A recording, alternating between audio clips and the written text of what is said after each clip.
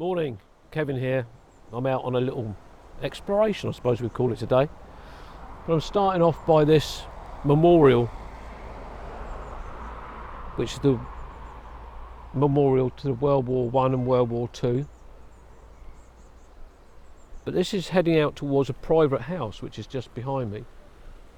But I'm actually going to be looking at a church which is in between Redford and Milland. Redford is out towards Midhurst way. And we're coming out onto the lane now, and this country lane, which is in West Sussex. So I'm just walking down this road here to where the signposts are that tells you where you can get to. And here we have it here.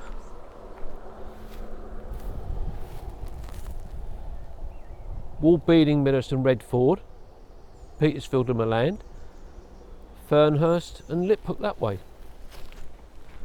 But where I want to go to is Linch Church. And I've just crossed the little lane, and as you can see, Linch Church is up that way.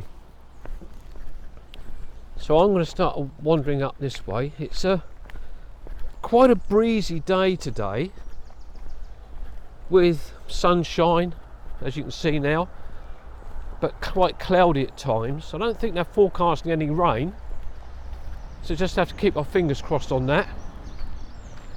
But as I walk up this lane, I'm surrounded by all sorts of trees. There's oak trees and there's hazel. There's hazel in this hedge here. And there's oak trees all around me. The tractor coming towards me as well. Somebody I know. There's a chap called Colin Balbeck from Fernhurst. So we've got these oak trees all along here with this little lay-by. But unfortunately, people have been dumping their rubbish, fly tippers. Beautiful bird song all around me again, which is what I love to hear. And you've got these ferns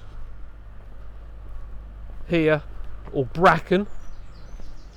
I'll never know which one it is. I should do, being a country boy. But I want to head up this way.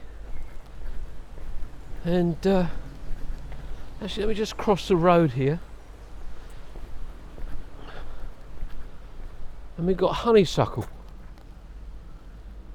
growing in the hedgerows, and there was a little bee just landed there. So I want to carry on up this. I'm really surprised how busy this little lane is. I've only been here about 10 minutes. I'm parked up by the church, but there's been a tremendous amount of traffic along here. It is a cut through to Midhurst, so probably that's where cars might be going to from Milland. More honeysuckle here, absolutely lovely. I want to smell. I can smell it. So the scent coming from it is lovely. But I've got holly, more oak trees, an ash tree there, just that one, hawthorn behind me.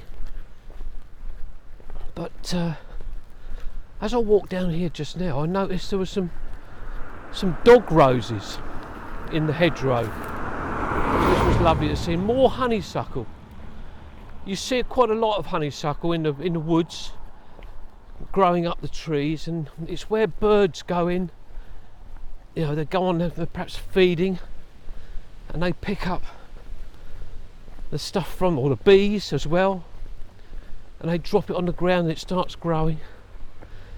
Just here, dog rose, just in there. Absolutely love being out in the countryside. It's just wonderful. Except when you keep getting all the cars coming along. Lots of them. So I'm going to press on up to the church.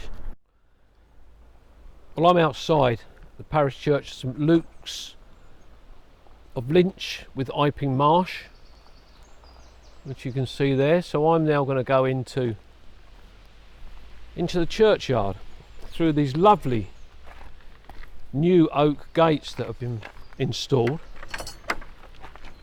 which are there. Now, St Luke's dates from about 1700 to about 1712, when a Mr Bettesworth was asked to build the church. So let me show you the church. Just have a wander round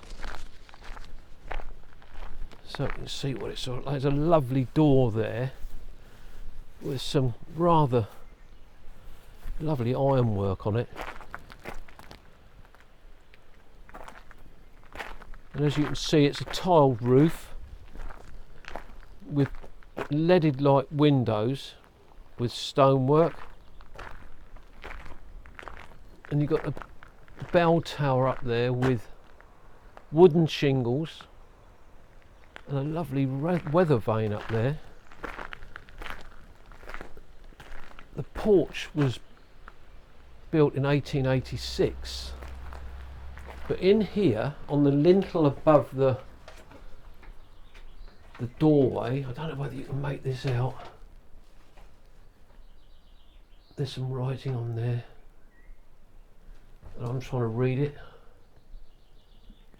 It's very difficult, but it's got this green lichen over it as well, so it makes it even harder to read. But you've got this lovely stone arch here going into the main door. But Charles Taylor of Hollycombe, which is about a mile away from here, extended the church in 1814, giving the bell and the German glassware of around 1465 in the north window. At the end of the 19th century, it was extended again, I believe, in celebration of the Queen's Jubilee, which they've added this extension. I don't know personally whether this works with the church. It's got like a little walkway through there into this building here, little meeting room that looks out onto this graveyard. But it's huge oak tree here, absolutely massive. But you've got the graveyard here with all different types of headstones. But the public footpath runs down through this churchyard, and it looks as if it disappears down in this corner. The gateway there. Let's have a look through here and see where this goes. Oh yeah, there's a public footpath sign there out into that meadow, which is a lovely rather setting. This is right in West Sussex. And it's quite just a lovely little location, little setting. Here we have the back end of the church. Got two lightning conductors coming down the wall, one on each side. But just lovely. When I arrived earlier on, there was a gentleman and his wife attending two graves, one for his parents and one for his grandparents. I got chatting to them and chatting about different things. He mentioned where he lived, and I said when I was a boy at Fernhurst School, lived around Fernhurst, I said there was a chap there that I knew, and they lived not far from here, about 3/4 of a mile. And the gentleman said his name was Terry Crocker. And I said, "Hello Terry, my name's Kevin Hall. You're the chap that I was talking about that I knew from when I was a boy. Terry's 69 now. And we went to school together, but we were 3 years apart. And he knew all my family. But let me leave you with a look at the back of St Luke's and the graveyard. I'll just wander over this way actually, because there's daisies there and these lovely eggs and bacon and buttercups. So that's it for my walk round St Luke's of Linch.